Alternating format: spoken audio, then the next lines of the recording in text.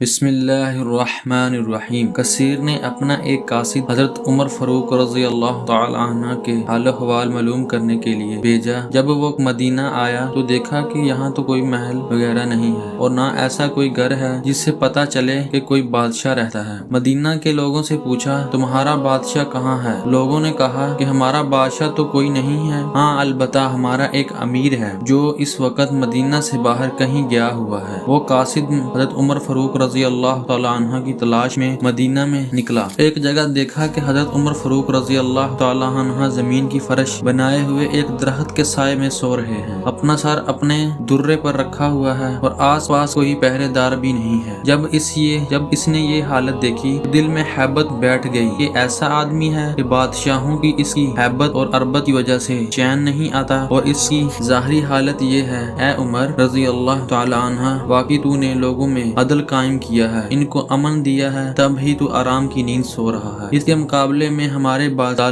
ظلم کرتے ہیں، ہر وقت خوف ان کے سر پر سوار رہتا ہے، راتوں کو نیند نہیں آتی۔ میں گواہی دیتا ہوں تمہارا دین پر ہے۔ اگر قاصد اگر نہ آیا ہوتا تو ضرور سلام لے، قاصد بن کر نہ آیا ہوتا تو ضرور سلام لے لیتا، البتہ میں واپس جا کر